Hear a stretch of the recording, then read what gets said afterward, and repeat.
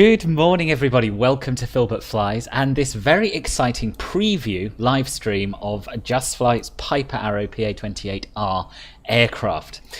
This is Headcorn Aerodrome in Kent by Burning Blue Design, and it's an airport that I've been meaning to do a review of for ages and ages and ages, but haven't got round to it. But it's absolutely stunning, and if you're looking for somewhere in the UK to fly this beautiful aircraft from, I cannot recommend this highly enough. It's absolutely great. Good morning, Ian, and good morning, Jenny. Lovely music, thank you very much. Hope I've got the startup figured out. That's an interesting point you raised there, Jenny. It's something we'll come on to shortly. But anyway, let's head out to our aircraft and start setting it up. Yeah, there are a lot of fantastically modelled static aircraft at Headcorn. The only trouble with starting the flight here is that it does make the Piper look a little bit ordinary when you go past all these fantastic warbirds. But it's anything but ordinary, as you will see when we get over there. Yeah, well, I think, I assume those flags are there because it used to be a sort of joint air base during the war. I'm not 100% sure of its history, but I know it was an RAF base at least. So here we are. Here is the aircraft in question, which we're going to be flying today. And I thought we'd start by taking a little look around the outside because it is an absolutely beautiful model. You get various different ones included, each with accurate registrations and paint schemes. So this is Golf Bravo Golf Kilo uniform, which is the aircraft that this has actually been modelled on. So all of the dirt and all of the scuffs and things you'll see inside the cockpit are actually based on this very aircraft we're flying today, which I think is really, really cool. And it looks an awful lot like an actual plane. I honestly haven't seen any aircraft in a simulator which looks as realistic as this. It's truly spectacular. PBR materials used, of course, hence the reflections on the wings. Just really nice weathered paintwork. And yes, anyway, I think that's probably enough waxing lyrical about how nice it looks. Let's get on board and see what the cockpit looks like and get set up. Good morning, Harrison. Good morning, Jason. Good morning, Favek Blop. I certainly, well, as you know, I no longer have any opinion on static aircraft, but I certainly don't resent seeing these ones here. So this is the cockpit. I'm going to turn my track IR on so you can have a good look around. And as you can see, it's a really well-used aircraft, this one. Now, there are two cockpit options included. You can make it look nice and shiny if you want to. But why would you? Because this just looks like a real plane. It's incredible. Yeah, I am, Bailey. I'm doing 2 streams today. Yes, I am. So as with all aircraft, we have the option to show and hide the yokes, which is nice. Makes it easier to get to the controls. Unlike most aircraft, we have this rather nice EFB over here. And this allows you to set various things up. So if you want to, you can add a co-pilot, for example. And hang on, oh, getting my views muddled up. Let's just go back to the default view. There he is. It's the same guy from yesterday who was very unwelcome then, and to be honest, he's still pretty unwelcome now. So I'm gonna turn him off again. I don't like flying with people I don't know. So goodbye, Mr. Co-pilot. You were no use yesterday anyway. You did nothing. Right, I'm going to turn the track IR off to make it easier to see what I'm doing. And I'll go back to the old right click and drag button. So the other thing we can control from here is, well, there are many things, but among the other things we can control from here are the doors. So I'm going to start by opening the baggage door. And if we look over there, you can see that it's opened up. And of course, it's opened up on the outside as well. You can do exactly the same with the door here, but you can also control it manually. So let's get that open now. There are 2 latches to undo. There's this one up here, and there's this one down here.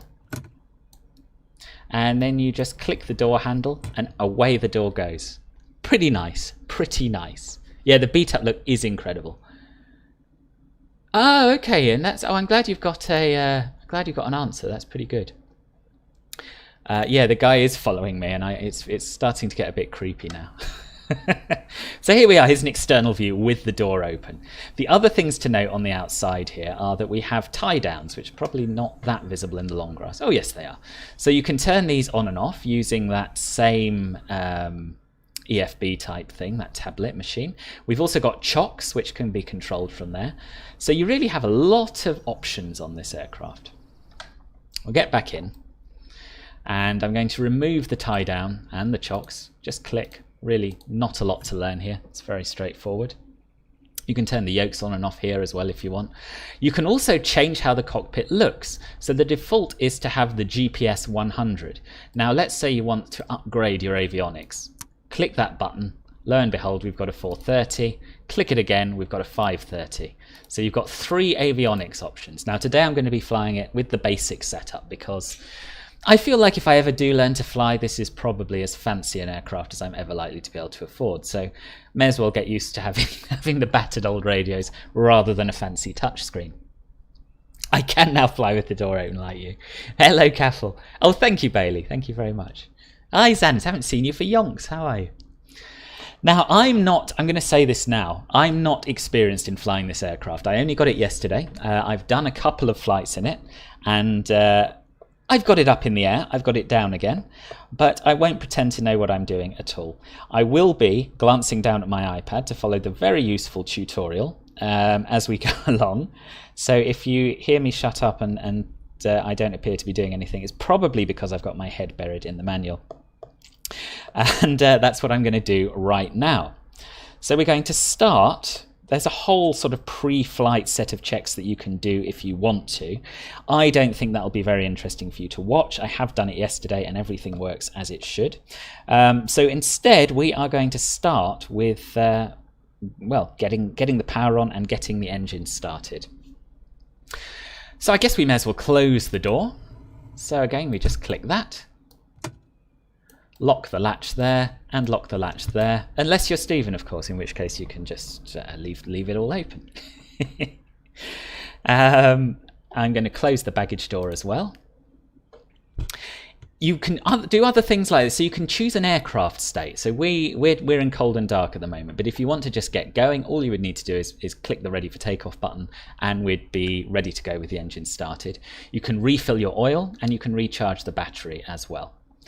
And I think, yeah, I mean, there are other aircraft options, but those are the basics. I think that's all you probably need to know for now. So let's get going. So the very first thing we need to do is check that the parking brake is set, which it is, and check that all the circuit breakers are pushed in. I'll just get rid of that yoke to double check that. And yep, they are all pushed in. Now we're going to need to turn on some fuel. So the fuel selector is down here and you can change it between left and right. There is also an auto switch option on the EFB. We're not going to bother with that today. We're going to fly it realistically. But there are a few features if you just want to get going and fly that will help you do just that. So it's the system's depth is there, but you don't absolutely have to use it. Right.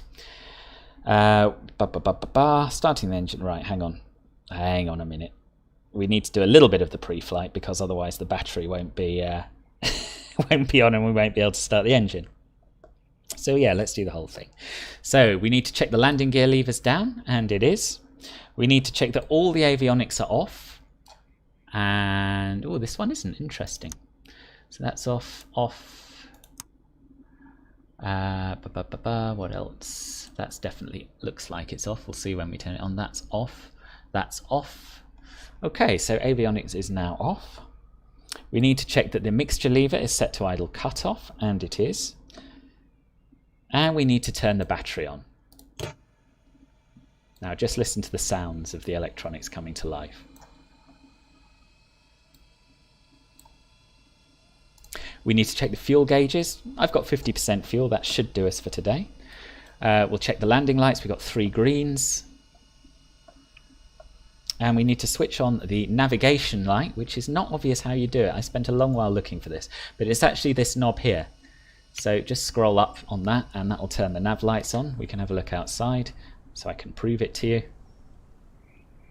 There we are, we've got a red light on there that wasn't on before. We need to turn on the rotating beacon and anti-collision lights.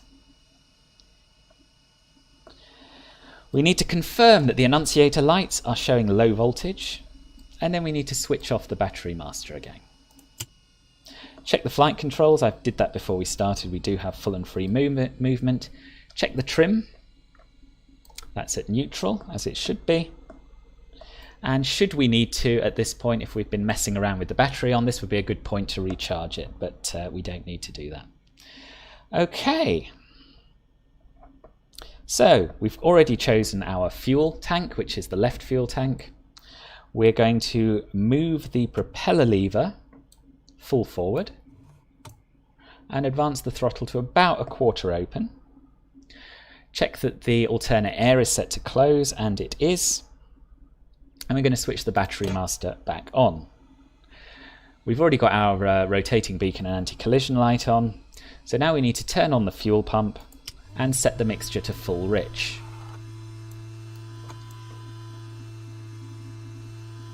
Now we need to check that everywhere's clear outside, and it is. Now you'll notice, because we've got the fuel pump on, that we now have fuel flow showing down here of 5.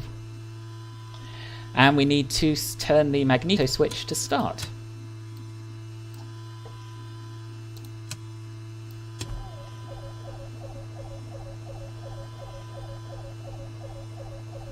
And this is a problem that I've had every time I've tried to start the engine.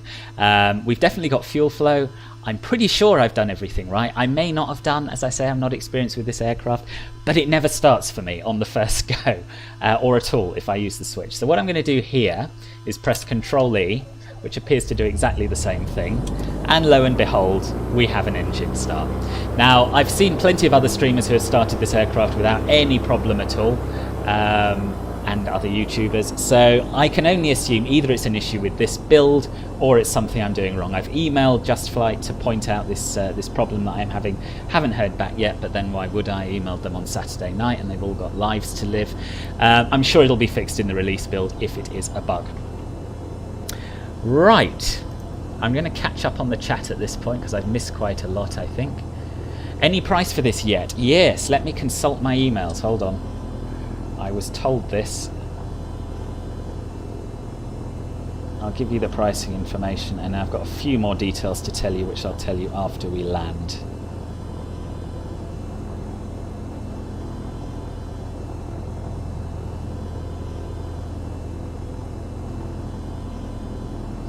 Right, so it's due to be released for £29.99 or €37.95 or $43.99. And people who currently own the P3D or FSX version will be offered 25% off. And anyone who buys this Arrow will then get an offer of 66% off the turbo version when that's released. So that is everything I know about the aircraft and its pricing. Coming to the marketplace, I'm not too sure. I would guess it probably will be eventually, but I'm not certain. I have not been told this. Right, anyway, we should carry on with setting up the aircraft. So we should turn the alternator on. I think that happened when I pressed Control-E. I feel like I've just clicked something under here. Yes, I have. Just pinged a circuit breaker out. You've got to watch that.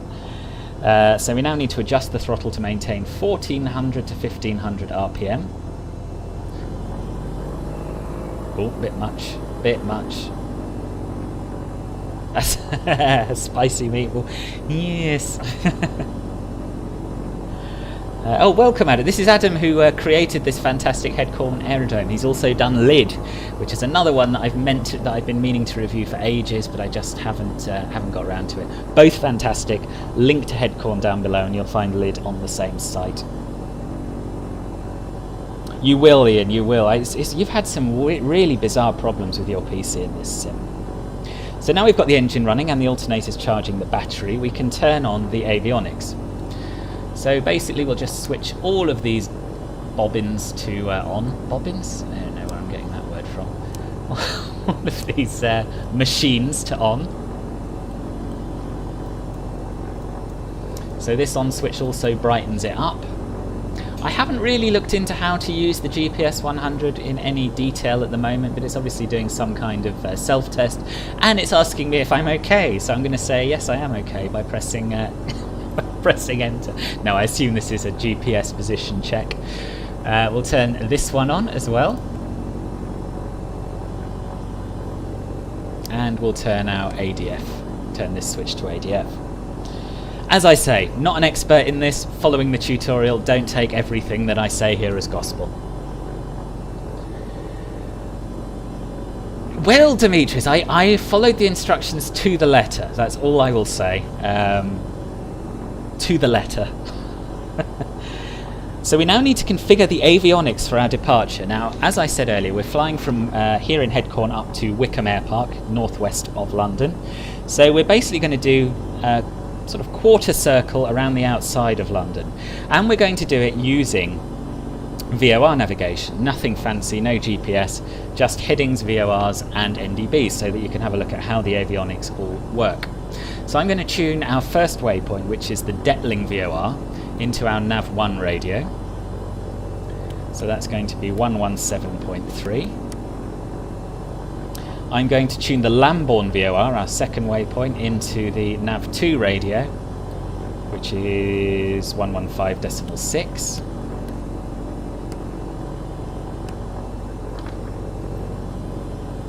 And then I'm going to tune our final waypoint, which is the Chilterns NDB, into here, and that's 277. I'm very conscious I have an ultra-wide monitor and some of it's cut off, so do shout if you can't see what I'm doing. I've done it wrong. 277. Right, so that's our frequencies set up. Now the runway here at Headcorn runs from 10 and 28, and we're going to take off from runway 10 today. That's the one that the wind favours, as you can see from the windsock. Yep, that's correct. So I'm going to set the runway heading, or roughly the runway heading, on the heading bug. 100, that'll do. I'm sure Adam could tell us the exact heading, but you know. Don't be scared, Demetrius, it's all going to be fine. It's all going to be fine. You've been doing VORs for the past week. Awesome. I haven't done any proper VOR to VOR navigation for years and years and years. So it's quite nice to get back into it. But again, don't treat what I do as gospel. Usually I blame the aircraft for everything that goes wrong. Today I'm going to give you a disclaimer that if things go wrong, it's more than likely my fault. So we're going to set the course to that initial VOR to 349. That's the heading we want to be flying after takeoff. You can either do it down here on the HSI, or you can do it on the Nav1 OBS, but you'll notice that they're both synced, so if you change one, the other one changes. 117.3? Oh, good spot, no wonder. Thank you very much, that could have been very embarrassing. 117.3, let me check the others. 115.6, yes, and 277. I must have twiddled it. Right, so that's that set up. Check that the function switch on the KN62A is set to remote. So just to advise you, there is a full tutorial flight. I'm not doing the route that they do, but I'm using it as a sort of ready reckoner, rather than just following the checklist, which would make me liable to forget about something. Or not understand something, more likely. So you'll notice that it's giving, because we're in the remote position, and this is set to DME Nav1, it's giving us our distance from our VOR that's tuned into Nav1, the Detling VOR, and that's 9.1 nautical miles away from where we are now, which matches my flight plan, so that's good. We could also use this as a third nav radio just by changing to frequency and tuning something else in there, and then we would switch to GS/T, and it would give us exactly the same information that the remote setting gives us from the Nav1 or Nav2 radios. So that's cool. I think we're ready to taxi. Now, this is where things may or may not start going wrong. It is quite jittery on the rudder, I've found, so we'll take it slow. Starting properly is such an overrated skill. You're not scared. You're prepared for the worst. Good. I'm going to get rid of whoever this is. Oh, he's gone already. Nice. Right. So, as soon as we release the parking brake, the aircraft starts to move. So I'm reducing the throttle.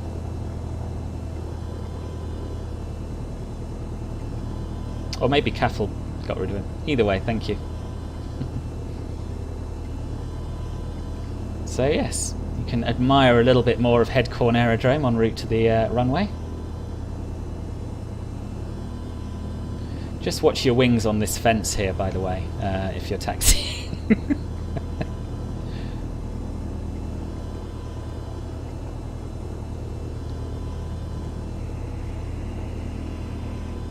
As you can see, just a single grass runway here.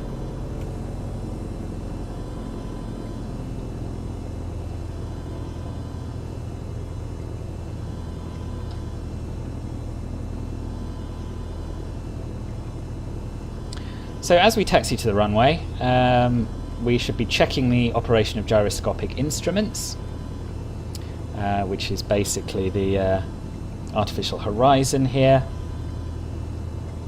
Heading and turn and bank indicators, so those all look fine. You will notice that, oh, bit of a bump coming up, oh no, it's fine. I'm probably quite a lot more comfortable flying an A320 than I am flying this little Piper. Which is a sorry state of affairs, but in previous sims I just didn't bother with any VFR stuff because, thank you Caffel very much indeed. So here's the holding point. Yeah, so I didn't bother with VFR stuff in previous sims because they didn't in any way make you feel like you were flying in the real world, but this one does. So here we are. Right, set the parking brake, confirm that the propeller lever is full forward. It is. To carry out a magneto check, advance the throttle lever. We should probably be facing into the wind for this, but it doesn't specifically say, so we'll just stay here for now. And the wind is very mild anyway. Advance the throttle to 2000 RPM, and then rotate the magneto selector to the left position, and you'll notice an RPM drop. Back to both, and then rotate it to the right position, and again you'll notice an RPM drop, and back to both.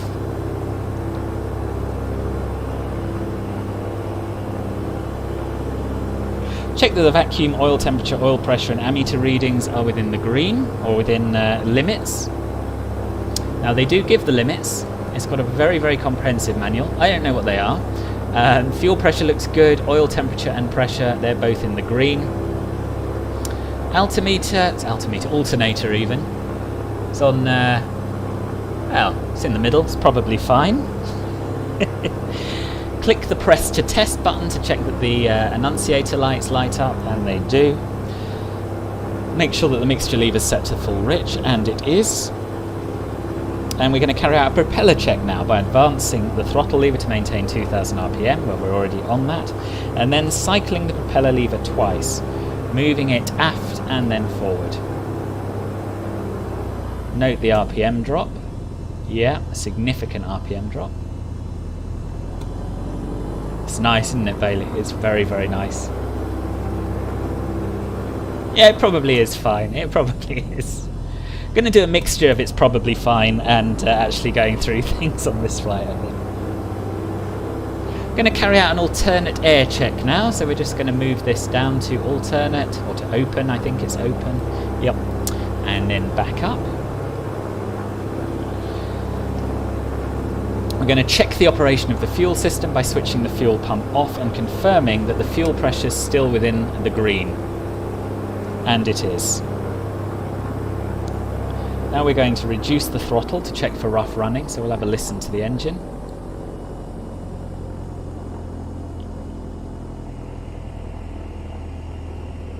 Yep, no rough running there. Now we're going to rotate the fuel selector to the fullest tank, which interestingly, oh, we're on the right tank. I think that might have been to do with the auto start procedure. The right tank is slightly less full, so we'll go back to the left tank. Check that the alternate air lever is set to close. Yeah, I did that just now, didn't I? Yep. And the mixture and propeller levers are in the full forward position. They are. Lower the flaps to 10 degrees, the first stage. And that's that done. And you can see outside that the flaps are lowered. Confirm the magneto selectors on both. It is. Rotate the pitch trim wheel until the indicator sits in the neutral center position, and it's there already. Confirm that both doors are locked. They are. We did that. Yeah, that latch is locked, that latch is locked. And I'm pretty sure the baggage door is closed as well. And now we can taxi onto the runway. Exciting. Now, it doesn't specifically say this. Oh no, we've got our beacon and anti-collision lights on already. I was going to say, it didn't say to turn on anti-collision lights, but I guess we've already done that.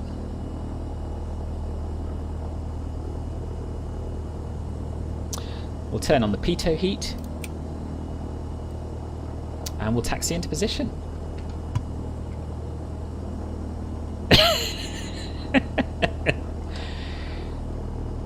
Yeah, loads of fuel. Loads, almost too much for this flight.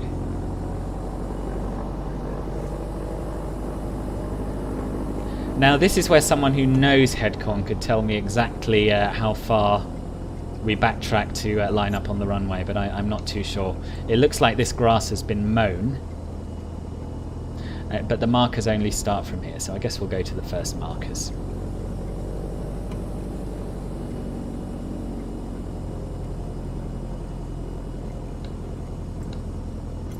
Get rid of the weirdly appearing EFB. How do you mean, Stephen? You can turn it off if you want. That's what you mean. Right, we're in position. So we're almost there. We're almost ready to take off. And this is where you'll see that my abilities in this aircraft are so far quite limited. Where's our heading bug? I thought I'd set... Oh yeah, we set that to runway heading. That's all good. And then we're going to make a left turn to intercept this radial, aren't we? That's what we're doing. Awesome. So I'll talk you through the takeoff before we start. Oh good, thank you, Adam. Yeah, this is live, yeah. I'll talk you through the takeoff before we do it. So line up with the runway centre line. Obviously we don't have a centre line, but we're on the runway and that's the main thing. Full power. As the aircraft starts to gather speed, keep it running down the centre line with rudder inputs. As you approach 65 knots, start to raise the nose. And once we're airborne, tap the brakes and raise the landing gear. And then make elevator inputs as required to maintain a climb speed of approximately 90 knots, holding the runway heading and retracting the flaps as we pass through 300 feet above ground level, which is near enough 300 feet above sea level as well here. Okay, let's do it.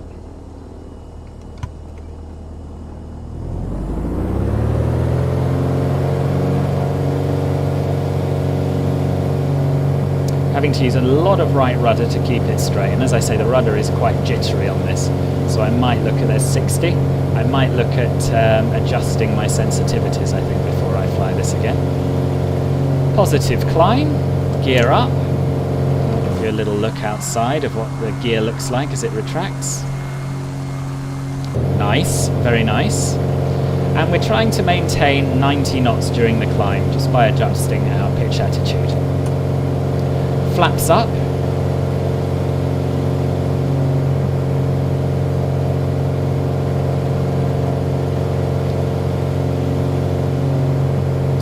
And on reaching 1,000 feet, we can turn off the fuel pump. I'm just going to keep runway heading-ish for now. Oh, we didn't turn the fuel pump back on, so we don't have to worry about that. Bonus. And now what we're going to do is make a left turn to intercept this radial to the VOR.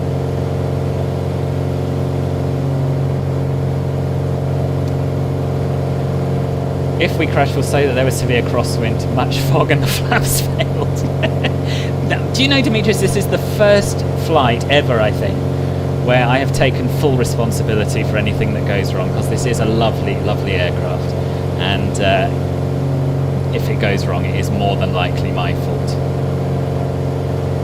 So I'm still trying to maintain 90 knots, and we don't want to climb above 2,000 feet really because of the London TMA. So I'm going to reduce our throttle a little bit and pitch the nose down. That alarm you hear is because I reduced the throttle too far, and it's a gear warning alarm. So we'll pitch down, actually no, sorry, 2,500 feet is what we want to remain under. So 2,200 is absolutely fine. So we'll stick at this altitude. And now what we're going to do, so this has a basic autopilot. It can fly headings, or it can fly, it can follow courses to VORs. So we're going to turn that on now. So we'll turn autopilot on, and we're going to make sure that this switch here is set to nav, and then we're going to turn heading on. Now it also has a feature whereby you can set it to maintain the altitude. Now the real aircraft doesn't have that. So it's up to you. I'm going to try and fly it realistically and maintain altitude using, you know, just your basic power, pitch and trim. So there we are. We're now intercepting this radial to the VOR, to the first VOR. I'm going to trim, and I'm going to use the RPM control to reduce the RPM to about 2,200. And I'm going to increase my throttle as we do it. 2,200 is a fairly typical throttle setting, propeller setting. And we're climbing again because obviously we're got more power coming through the propeller.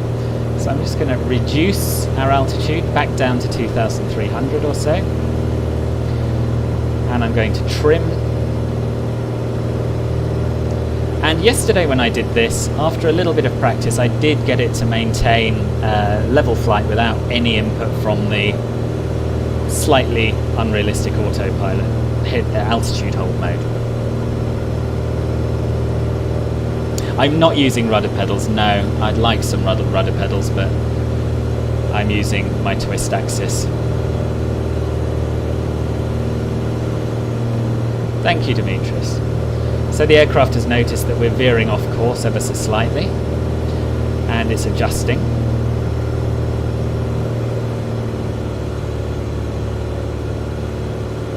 And I'm going to reduce the throttle as we're getting rather fast. Now this is something I don't know a huge amount about, fixed pitch propellers. It's something I need to do some learning on. You know, balancing the throttle with the RPM setting, really not my area of expertise. But that's the beauty of an aircraft like this. You can take it off and fly it if you've ever flown anything, and if you want to learn to fly it properly, then the opportunity is there, thanks to the fantastic manual and people who know more than I do.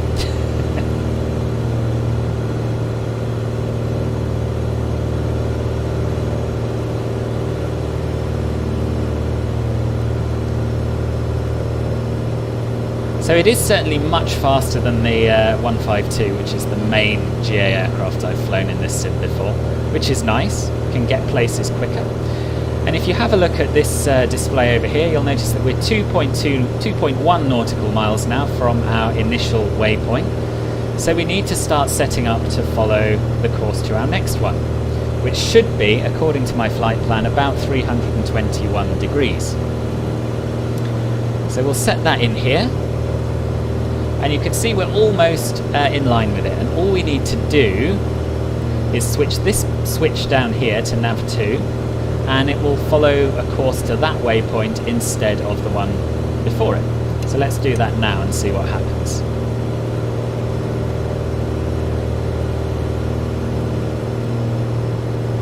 If we also switch this switch to nav 2, then this will now give our readout from that second VOR.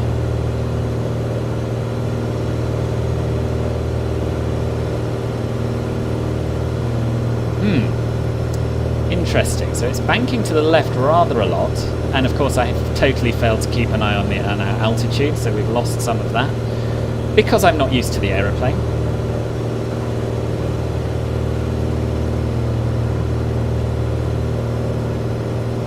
No, I don't think you feather props in piston engines. I'm not sure. Certainly there isn't an option to do it on this. Yeah, it tends to be turbo props.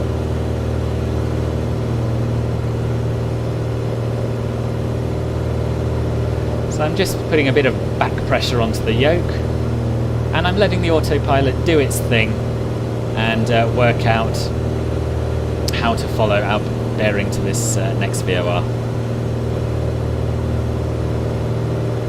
I suspect, I don't know this for sure, but I suspect the right thing to do would be to just use heading mode rather than nav mode when you switch between them, so that you can intercept it more smoothly, but I'm not certain.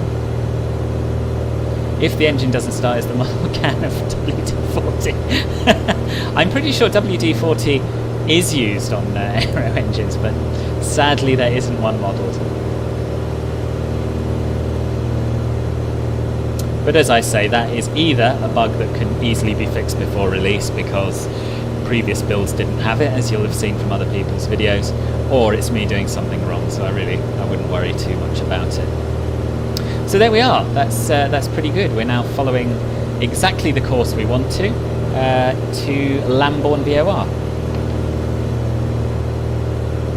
And I'll show you, if you do want to use the altitude hold mode, you just click outside of this dial and it will maintain your current altitude. So that's an option. And that's what it's doing now. So we can go a little faster, so I'll add a bit more throttle.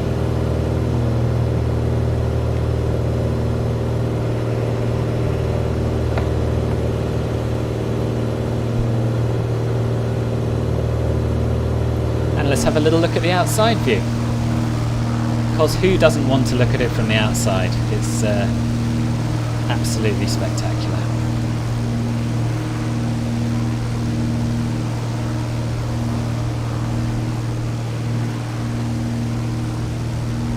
Oh, there's an airfield down there. Oh, we'll be going over your house, will we? Awesome. Do feel free to point it out to us. Yeah, I'll give you a wing view. It's very easy in this aircraft. You'll also, while we're over here, there's a little window latch. If you want a bit of fresh air, as I do, you can open it and you can hear the wind.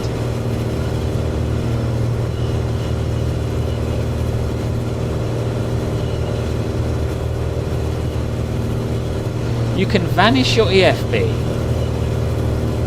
using the switch next to the upper nav switch. Well, this one? Oh yes. Nice. Good tip.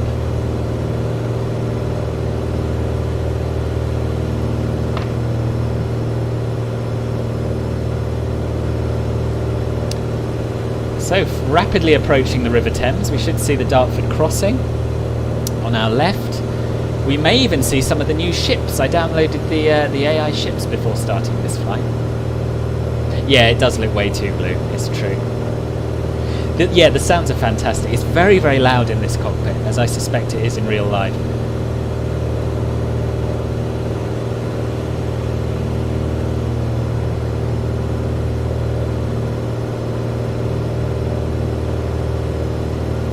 You think under the sun visor there are some performance settings recommendations.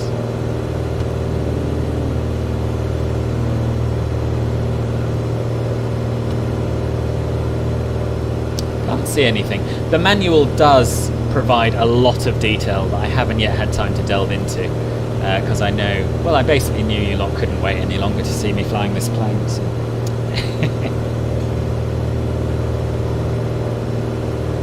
Remind me where you live, Kaime.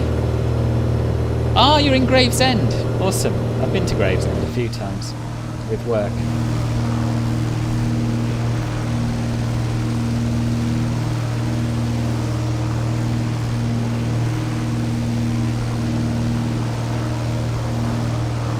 Ship. Is this an Orbex World Update thing? Or is it part of the Global Ships AI, or whatever it's called? I don't know. Either way, nice to see. I don't know where the Dartford crossing is. I saw it yesterday, but I did take a slightly different route yesterday. Yeah, so it is to our left. Oh yes, there it is. There it is. Dartford crossing up there. Yeah, the bane of everyone's commute, I think.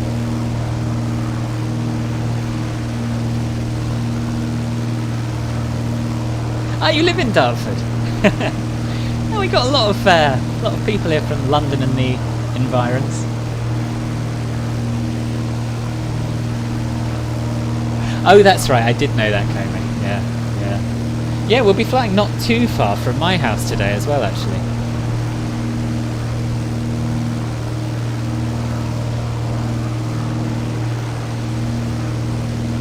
I'll certainly be able to point out my local reservoirs, I think.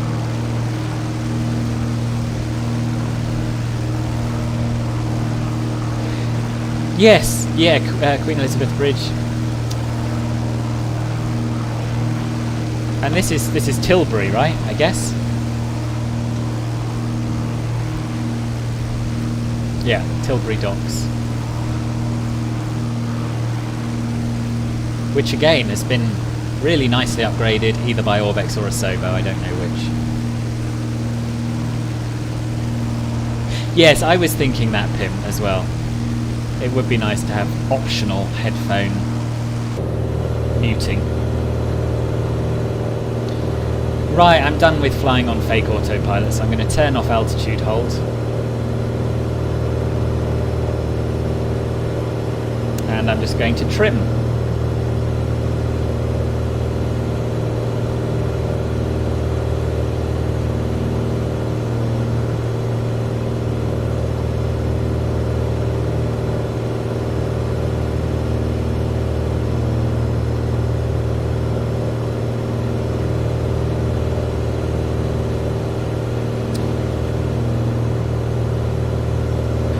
Do you know, Stephen, I'd forgotten that. I'm going to have a quick look.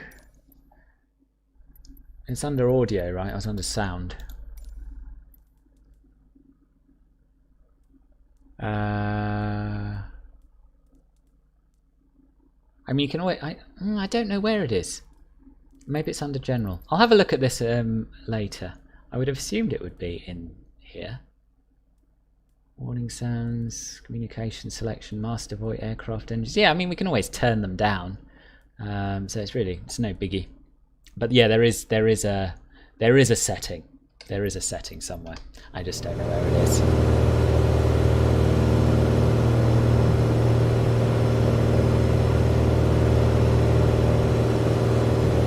Oh, it's under communication settings, right? Okay. Let's see if it has an effect on this aircraft. Where are communication settings?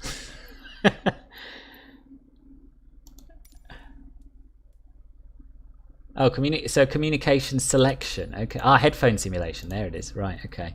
Let's see how that sounds. Oh, much better. Much better.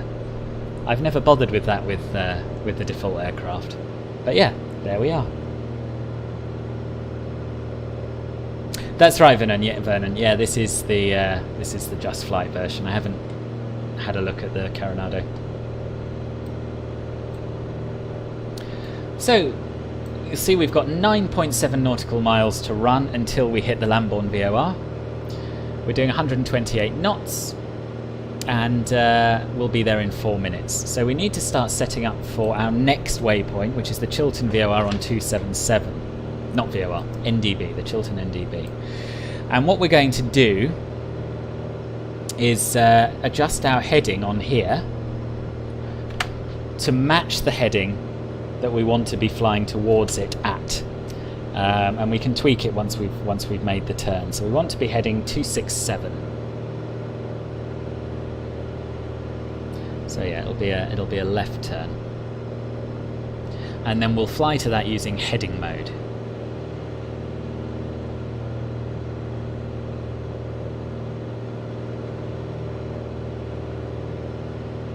So we'll adjust our heading bug to 267, ready for when we make the turn.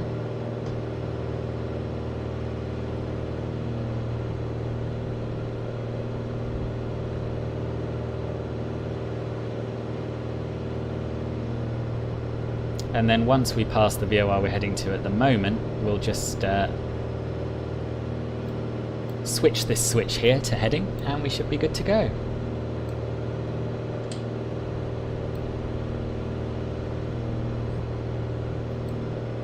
It does feel a lot like when you put on headings in a real aircraft, actually, because you have them off to start the engines and it's unbearably loud, and then you put them on and you think, oh, my ear's gone funny. So again, you can see we've just ended up a little right, of course, so the aircraft's correcting for it.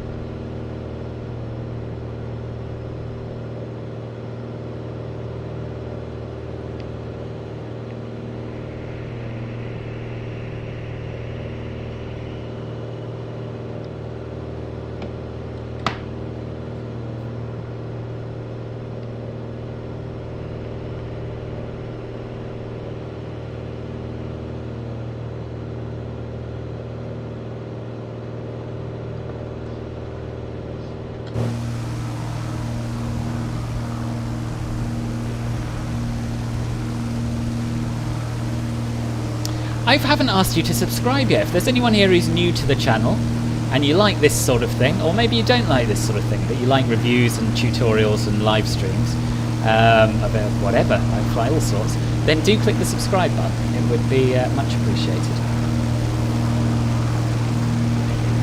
They are clever, Stephen, yeah. I'm more excited about this version than the Turbo, to be honest with you. Just because I feel that it's the sort of plane that I could conceivably one day fly in real life if I wanted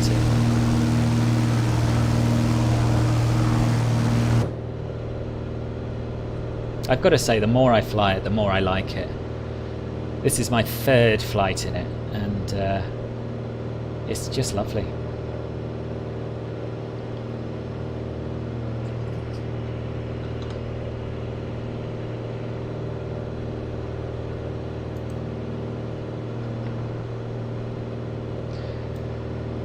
So 2.1 nautical miles to go, 2 nautical miles to go.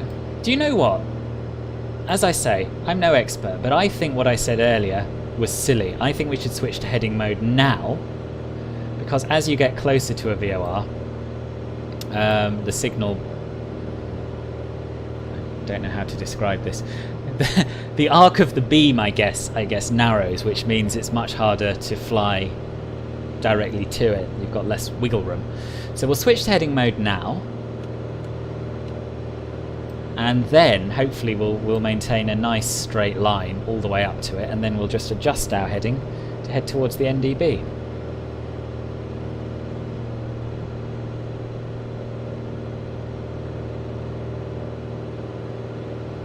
So we're looking to see, there are two things. First of all, we've got the 2 flag, which shows we're still heading towards it, and we've got the distance, so we're 0.3 nautical miles away now. And we've now got the from flag, so we've actually passed it, or passed it near as damn it. So we'll adjust the heading bug to our next heading, which was, I've forgotten already, 267.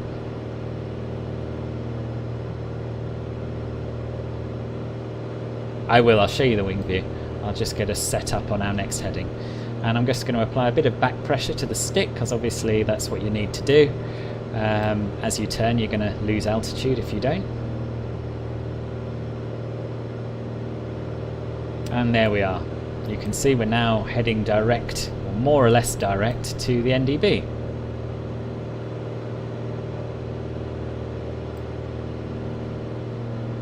And it's just overshot the heading ever so slightly, which is fine.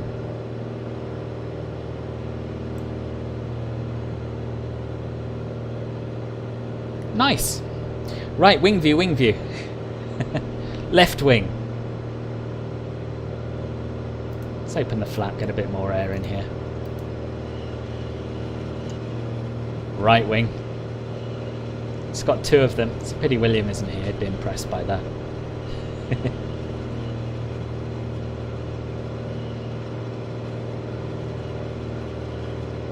Yeah, I think that makes sense, Stephen. Do I fly over Romford? Let me have a look at my map. Probably pretty close, I would have thought.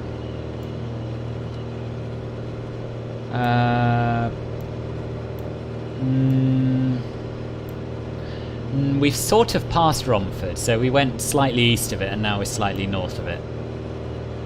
We're coming up to, we're over Epping Forest at the moment, we're coming up to Ponder's End. Then we're going to carry on over Enfield and Barnet and fly in between Edgware and Elstree. We should see an Elstree airfield over on our right at some point. Fly south of Watford, south of Rickmansworth, and then overhead Chalfont St Peter before heading to Wycombe. And I said I'd show you my local reservoirs. These are over here. That's basically I cycle along here on my way to work. And you've also got some rather nice, if slightly misty, views of London in the distance there. That's the Orbex landmarks with, of course, the new photogrammetry. Very nice.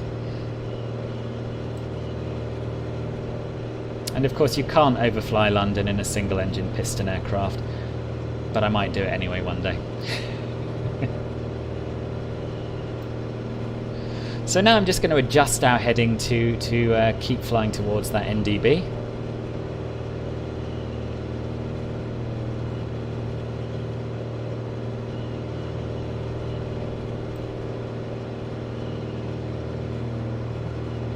Oh, it's a bit laggy, is it? Oh, I'm sorry about that.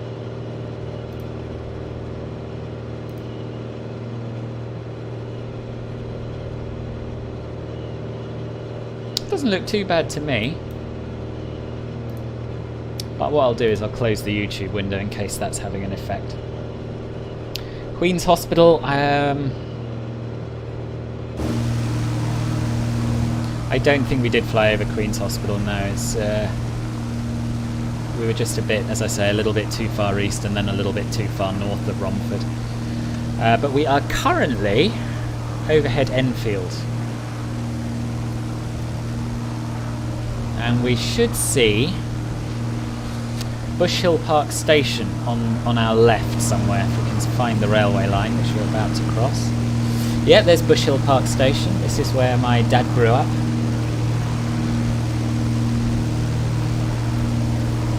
And we're heading towards Grange Park Station now.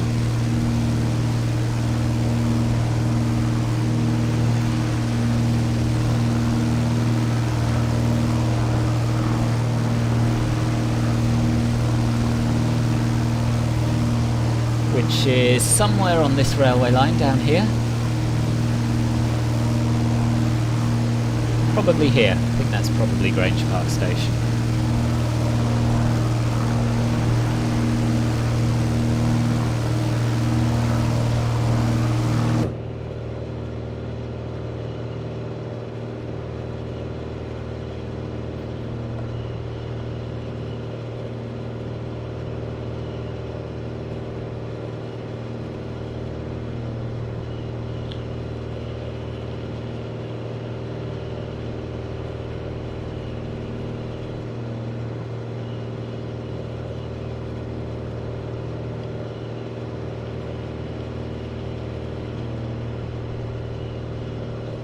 So we're not far from our top of descent now.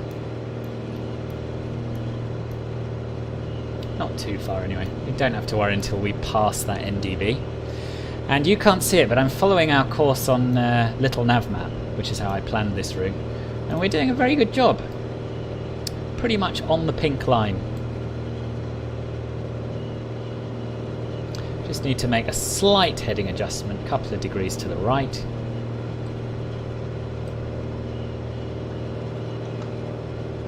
So what do you all think so far? So my Bing data's definitely switched on, Ian. I don't think I've ever turned it off. But anyway, yeah, let's hope the trees are gone.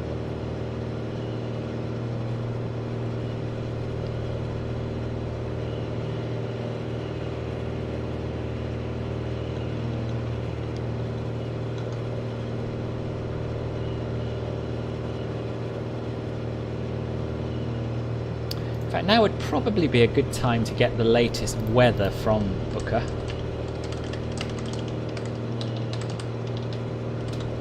To work out which runway we're going to be landing on.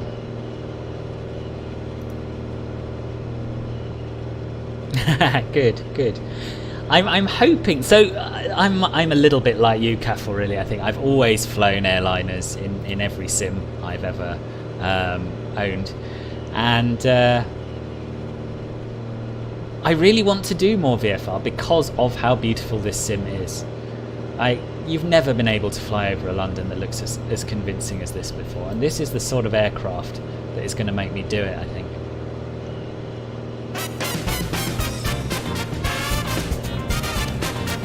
Gil, welcome to Club Filbert. Thank you very, very much for signing up.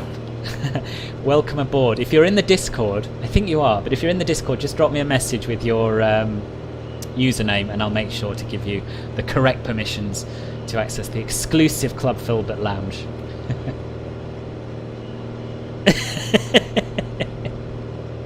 You're going to purchase it? Great. You think I have to fly this one with a training pilot? Nice, good. Glad you're tempted, Stephen. Apparently the UK update switched it off. Oh, okay. Right.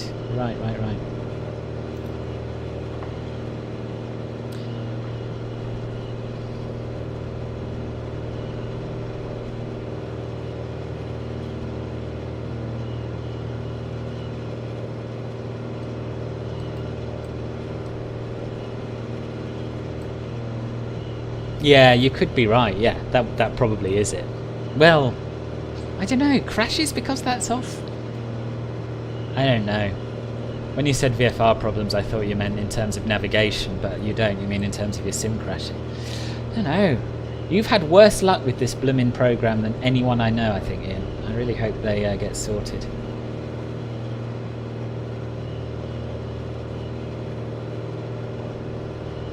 Yeah, Gripper Sim's video I would really recommend, because he's the one who's an instructor, right? Irish guy. So if you haven't had your fill after this video, you've got an hour and a half to go and watch his review / test flight type thing, and still be back in time for this afternoon's live stream of Bristol to Kos in the A320. You want this airplane in the notification for donations in your next flight.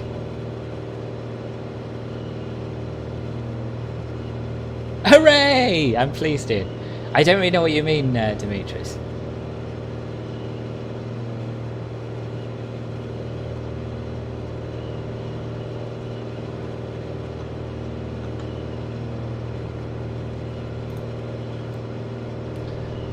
Let me just...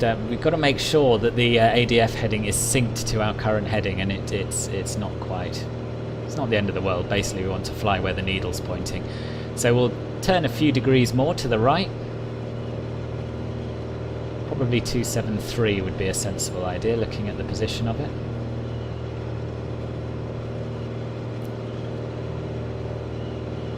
And that looks pretty much bang on. Maybe we'll make it 274.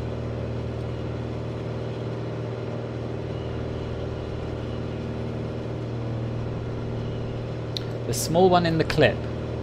I want this airplane in the notification for the donations in your next flight. The small one in the clip. Small one in the clip. I'm really sorry. I don't have a clue what you mean.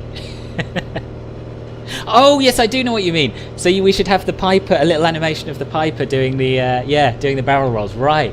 It's not a bad idea actually. Yeah, it's not a bad idea. Flightzilla Ben, good morning. Let's get an outside shot. For you, Ben, nothing is too much trouble. How are you?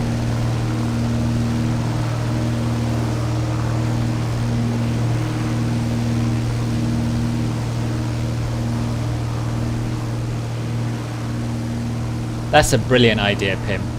That's a brilliant idea.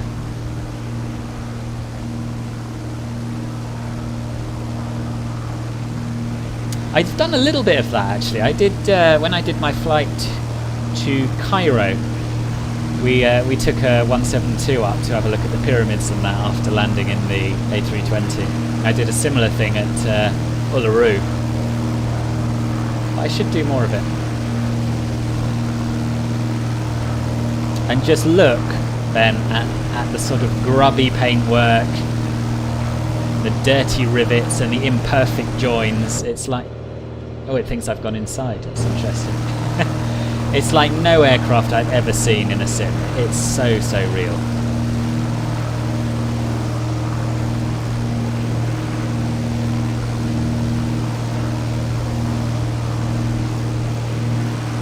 Doing some more beluga trips, nice. Yeah, I'm very well, yeah, very well. Very much enjoying this. You should definitely consider it. Even if you never come back to Microsoft Flight Simulator for your airliners. You know, you're going to want to do a little bit of sightseeing at some point, and this is the plane to do it in, as far as I'm concerned. Am I planning to cross the pond on VATSIM? Yes, I am, but not on the event day because I'm working. But I am planning on doing a transatlantic flight to celebrate my 4,000 subscribers, and the plan is to do New York to Dublin. So I'll do it on VATSIM. Whether there'll be much in the way of oceanic control or not, I don't know. But we'll give it a whirl. We'll give it a whirl. I certainly do want to do a VATSIM across the pond at some point. Just not quite enough to take a day of annual leave for it. Yeah, the Spitfire does look spectacular. It's not something I'm particularly interested in myself. But yeah, I can totally see the appeal. So just to remind you, this is not being flown with the altitude hold. This is just trimmed for level flight, and really I'm having to do very little to keep it there. And I've taken my eye off the NDB gauge, so I'm just going to adjust my heading. We must be nearly there, actually. Are we nearly there? Oh, we're past it. We're well past it. So now we just want to be flying heading 266 to take us directly to the airfield. And let's have a look at descending. We're before our top of descent, but this didn't work properly for me yesterday, so we'll see if it does now. We want to move the propeller fully forwards to high RPM position, and then reduce the throttle to obtain 15 inches of mercury on the manifold pressure gauge, which is down here. And that is the cut-off point below which you get the gear warning. So 15 is there. And I'm just going to hold the yoke to maintain our altitude. And it says that the speed should reduce to 210 knots. Now, yesterday, I don't know if it was down to the wind or whatever, it never quite got there. So no, it's staying at 130 knots there. We are descending. So let's give it a chance. Let's make sure that we're trimmed for level flight. See what happens. And even if we overfly the airport a little bit while we're messing around, it's not the end of the world. We'll just come back and do a landing. It could just be that I wasn't patient enough yesterday. So the speed is dropping off.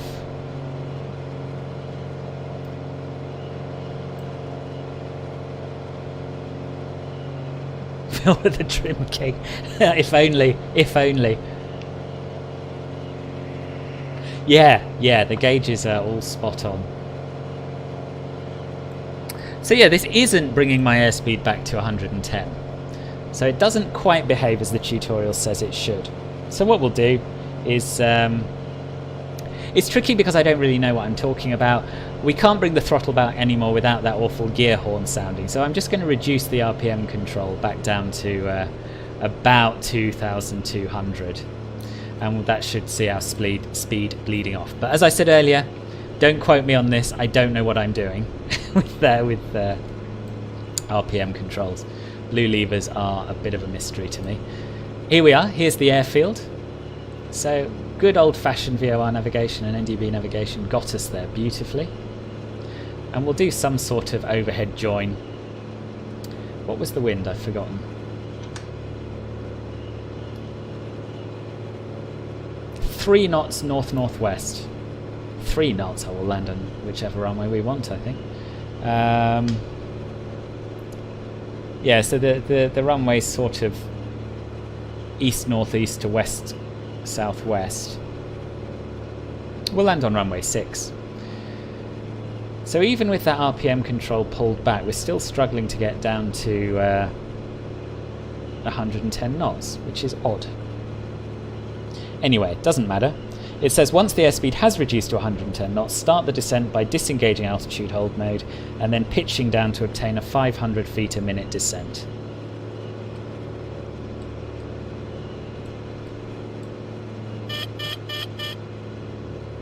going to reduce the throttle as far as we can without getting the gear warning, and we're going to descend to 800 feet, which is a fairly typical circuit altitude. Oh, it's true, Ben. I did have a force feedback joystick back in the day, like a long time ago, and it was good. It wasn't amazing. The technology needs to improve for it to be really game-changing, I think. Let's make a turn back on ourselves. We should turn the autopilot off, shouldn't we? Would help. While we descend.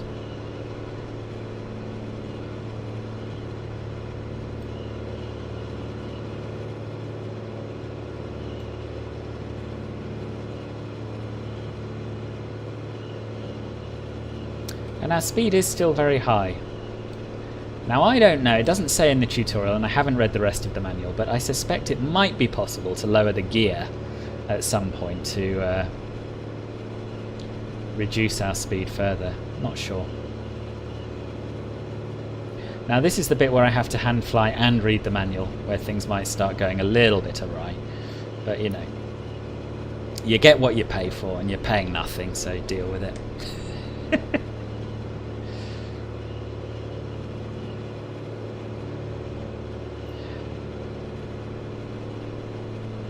I don't know, Steve. I can't answer that, I'm afraid.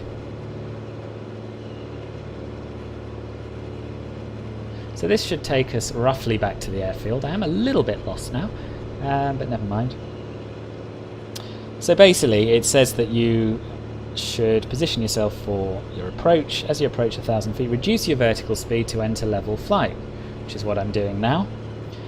And increase the throttle as the airspeed levels out to maintain it. Disengage the autopilot. Done. Switch on the landing light and the fuel pump. Done. I'm going to have to sneak a look at little navmap because I don't know where the airport is. Okay, I do now. So we want to head sort of northwest now.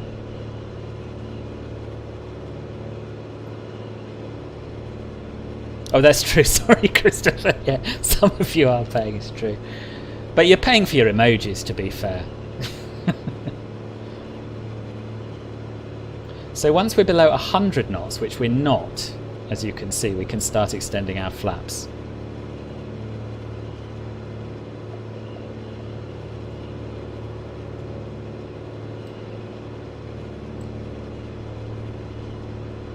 So this is something I need to find out more about. I'm just going to allow the gear warning to sound because I obviously want less throttle. I'm supposed to have this blue lever all the way forward, and I don't. But I would like to get below 100 knots.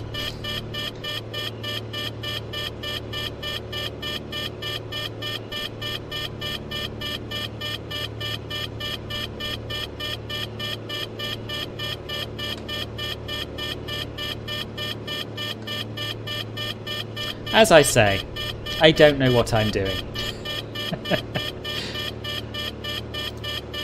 So we're on a crosswind leg at the moment.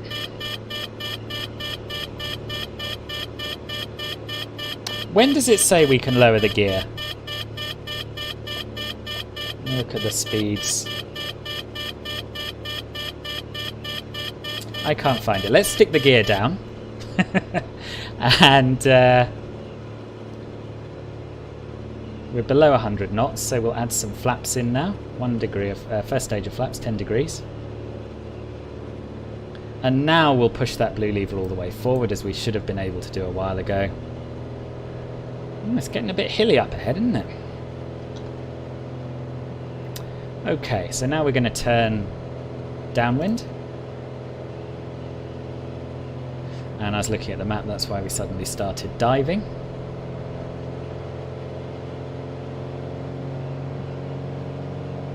Stick your arm out the window as an air brake, yeah.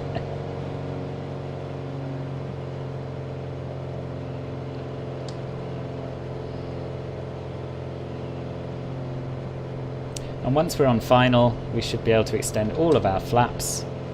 And we're looking to touch down at about 75 knots. So we'll extend the next stage of flaps now. on trim. I'm going to try and give myself a pretty long final on account of, you know, not really knowing how to fly the plane yet.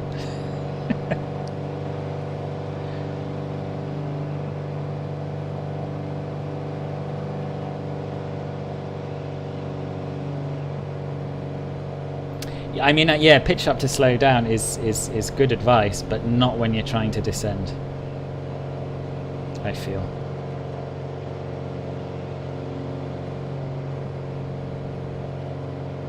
I can't see the airfield again. This is why I'm rubbish at VFR flying. I've got no spatial awareness at all. Thank you.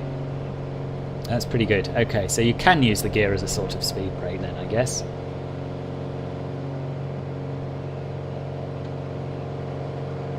So I think we've overshot a little bit.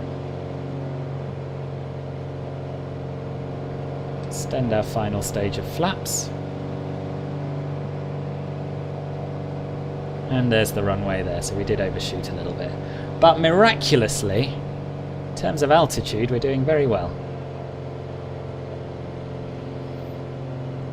And like I say, if I slam this down, it is my fault and my fault alone, nothing to do with the aircraft. Pyro flashbacks, yeah.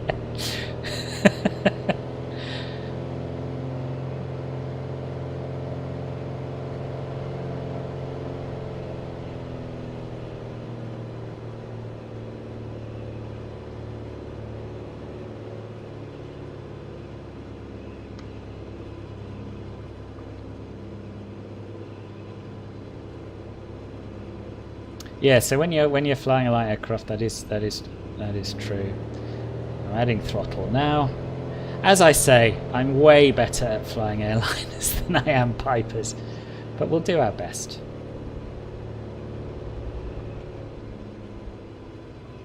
Probably flared a little early there. And a little bit of a bump down, but here we are.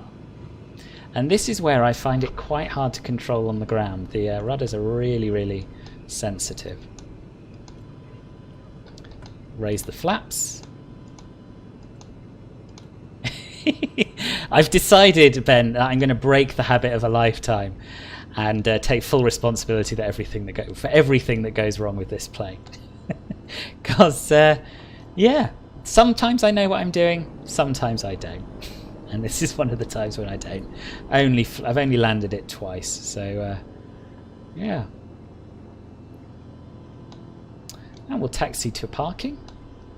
I'll tell you a few more juicy bits of information about it, and we'll call it a day.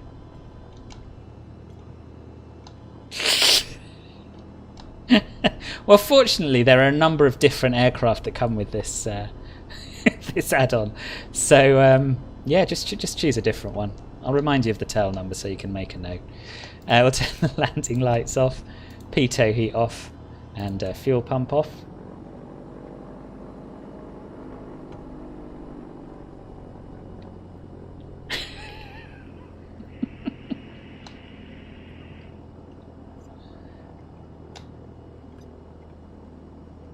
Not bad for 30. Thank you. That's more the kind of feedback I was hoping for, Stephen. The supportive kind of feedback, you know. But I should know better, shouldn't I, really?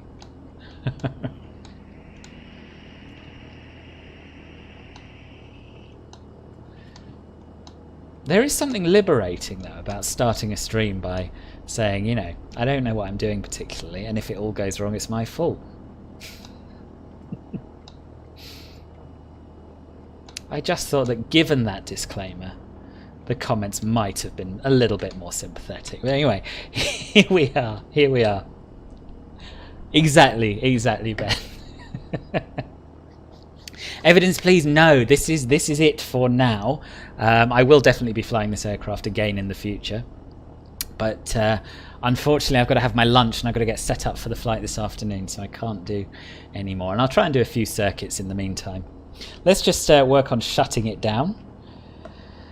So begin your taxi to the nearest available parking spot. I did that wrong. I taxied to a further parking spot. Never mind. engage the parking brake and switch off the avionics. Off, off, off, off, off, and off.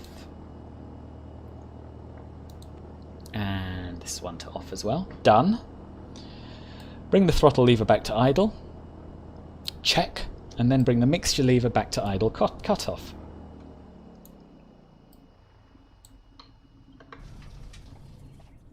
I love the way it shakes as the propeller comes to a stop. That's brilliant. Switch off the navigation and rotating beacon lights. Get that out of the way. Wrong way. That's off. Oh, didn't mean to do that. Wrong button. Turn the battery back on. Do it properly. Rotating beacon come off. Anti-collision light can come off as well. And then switch off the alternator and battery to disconnect the electrical power.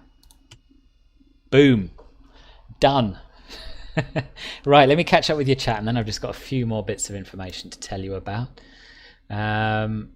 Nice scenery it is. Yes, I should point this out, really, shouldn't I? So this is Pilot Plus's Wycombe Air Park, which is the first GA airfield I bought for this sim, and it is also very lovely. Both the airports today have been pretty good. I'll give you a very quick nose around it, because originally my plan was to review this and Headcorn and Lid, but I just don't have time to do small airfields at the moment.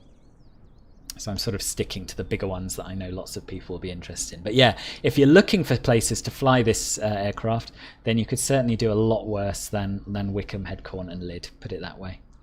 It's lovely. What else have I missed? The dash looks great, nicely modelled. Yeah, it's beautiful, isn't it? Thank you, Evidence Please. Hello, Frank. Hello. Lunch, good idea. Where do you put your bath bag? I think it would be too rude to give the answer to that on a stream, Christopher. Yeah, more like a margarine landing. Time for coffee and breakfast. Good. Yes. Captain, the smoke in the cabin is okay. Absolutely nothing to worry about. Oh, good. I'm glad you got Digital Designs Liverpool. It's lovely.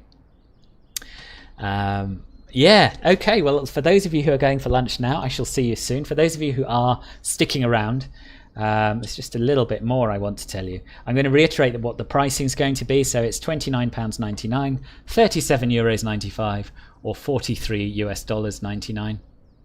Current Arrow owners from P3D or FSX who bought it from Just Flight will be offered 25% off. And anyone who buys this aircraft will get the turbo at 66% off.